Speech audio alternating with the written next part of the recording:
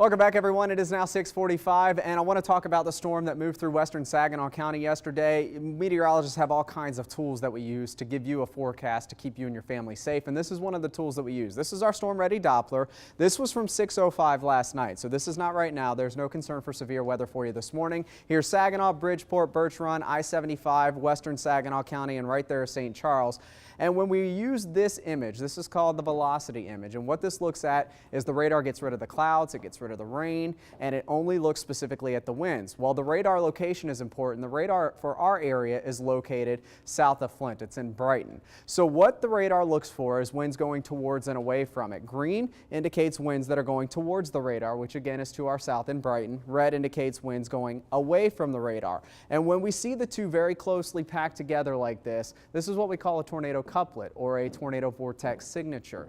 And what this means is this storm is rotating, the winds inside of it are rotating, and there's the possibility that this could have produced a tornado. So in the future, when we're covering severe weather, because you know this will happen again, it always does here in the summertime in mid-Michigan, when you see this image, this red and green touching, that means that there's a possibility of a tornado. That's a warning for you and your family to take shelter. And of course, we have lots of damage to talk about here across the area through St. Charles. This is over towards Fordney and Brant Road. Jill snapped this picture in. Look at the brick siding taken off of this house. The window indented here. It looks like maybe a tree was on it earlier.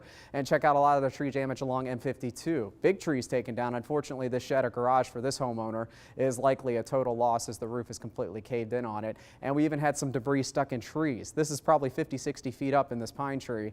Yeah, look at that. So thankfully, no injuries or fatalities occurred with this tornado. And if you're going to be doing the cleanup today in St. Charles, well, it's looking better for you with temperatures that'll make it into the 70s. But we do have another rain chance on the way.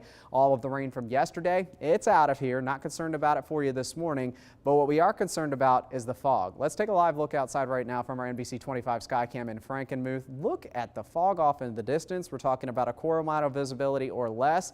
Let's bring it back to the visibility maps and show you just a couple of observation sites. Now Saginaw reporting 0 mile visibility, Bay City 1, Caro 1, and it looks like a few more locations could possibly drop to 0 for the next couple of hours. So the fog will be with us, guys, for about, we'll say 3 to 4 more hours. Once the sun comes up, the sun will aid in getting rid of it, but for the next few hours, that's going to be our biggest concern. 81 degrees, your expected high. And we're starting out with the fog. Remember, fog is the concern right now. Up next for us, we'll see more thunderstorms developing this afternoon as a cold front moves through. It's going to be warm. It is going to be humid. Very muggy day in store for us today. 56 for your overnight low tonight. Patchy fog possible again towards sunrise tomorrow morning. 71 degrees your expected high tomorrow. Some of our counties north of the Saginaw Bay will not get out of the upper 60s. So much cooler day tomorrow, but it's only one day that we really cool off because look at the rest of your 7-day. We have Father's Day weekend coming up no matter whether you're celebrating Saturday or Sunday. Temperatures staying very nice and we'll keep the skies clear.